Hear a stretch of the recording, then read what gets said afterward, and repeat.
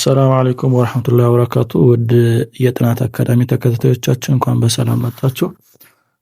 ዛሬ ከአይነቱ ለየት ያለ አረፍተ ነገር ምስረታ፣ ሰላምታ አለዋወጥ፣ አማርኛ በእንግሊዝኛ እንዴት ነው ምንጽፈው እና እንዴት ነው የምናነበው የሚለውን ማሳያችሁ ስለሆነ የዛሬው ትምህርት በጣም ወሳኝም ስለሆነ ለጓደኞቻችሁ ሼር አድርጉላቸው፣ እናንተም ተጠቀሙበት ማለት ነው።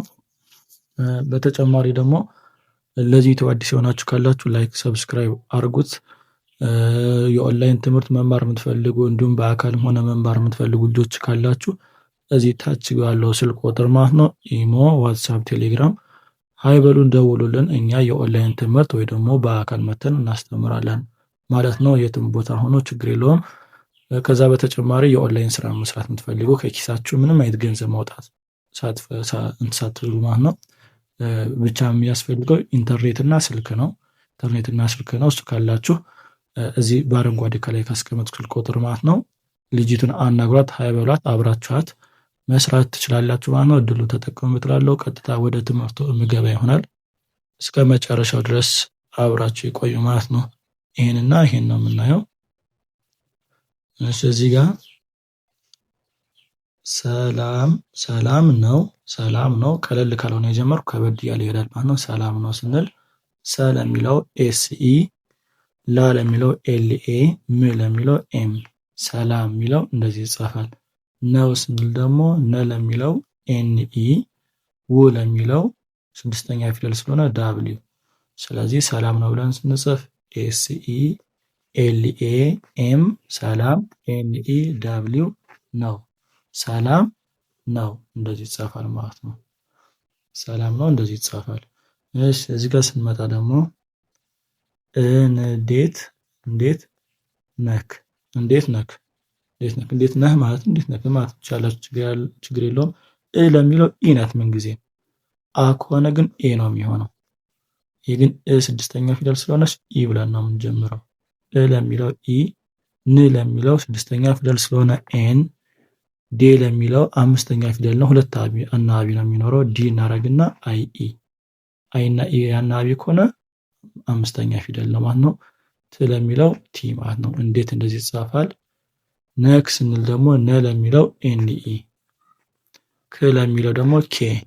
ስለዚህ እንዴት ነክ ብለን ስንጽፍ ኢ ኤን ዲ አይ ኢ ቲ እንዴት፣ ኤን ኢ ኬ ከሆነ ደግሞ ነክ እንዴት ነክ ይሆናል ማለት ነው።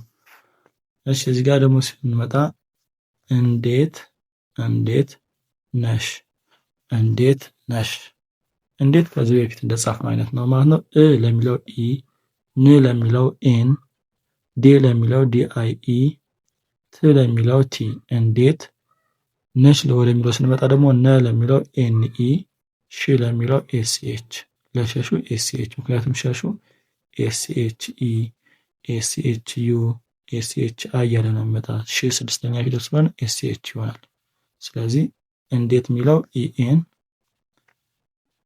ኢኤን ዲ አይ ኢ ቲ እንዴት ይሆናል። ነሽ የሚለው ደግሞ ኤን ኢ ኤስ ኤች።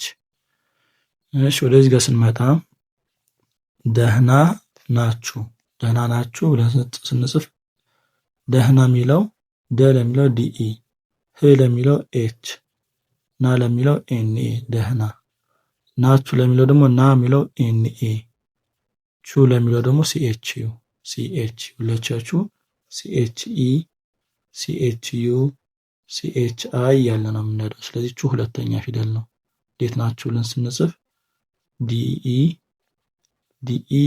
ኤች ኤንኤ ደህና ይሆናል። ደህና ናችሁ ብለን ስንጽፍ ዲኢ ኤች ኤንኤ ደህና ይሆናል። ናችሁ የሚለው ደግሞ ኤንኤ ሲኤች ይሆናል ማለት ነው። ደህና ናችሁ። አሁን ይሄ ቀለል ያለው ነው። ከበድ ወዳለው ትንሽ ገባ እንበል ወደዚህኛው። ስለዚህ ወደዚህኛው መግባታችን በፊት ላይክ ያላደረጋችሁ ካላችሁ እስካሁን ላይክ አድርጉ። ሰብስክራይብ ያላደረጋችሁ ካላችሁ ደግሞ ሰብስክራይብ አድርጉ ማለት ነው። እዚህ ጋር ስንመጣ ስንት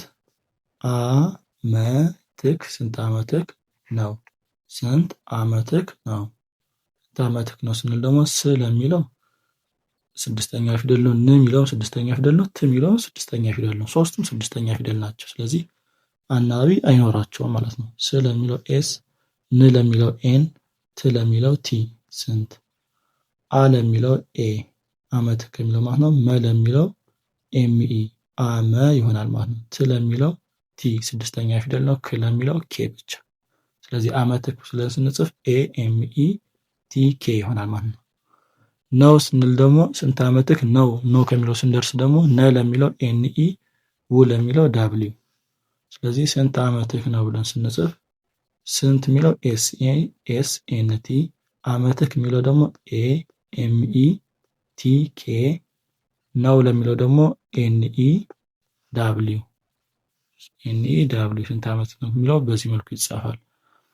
ወደዚህ ጋር ስንመጣ ደግሞ የት እየሄድክ ነው። የት እየሄድክ ነው። የት እየሄድክ ነው ብለን ስንጽፍ ደግሞ የ ለሚለው ለዩ ዋይ ስለሆነ የ ለሚለው ዋይ ኢ፣ ት ለሚለው ቲ፣ የት እንደዚህ ይሆናል ማለት ነው። የ እንደዚህ ይሆናል። እሺ እየሄድክ ስንል ደግሞ እ ለሚለው ኢ ነው። እየ ስንል ደግሞ ዋይ ኢ፣ ሄ ስንል ደግሞ ኤች አይ ኢ፣ አይና ያናዩ ከሆነ አምስተኛ ፊደል ነው። ኤች አይ ኢ። ድ ስንል ደግሞ ዲ፣ ኬ ለሚለው ደግሞ ክ ለሚለው ደግሞ ኬ ትሆናል ማለት ነው። እየሄድክ እንደዚህ ይጻፋል።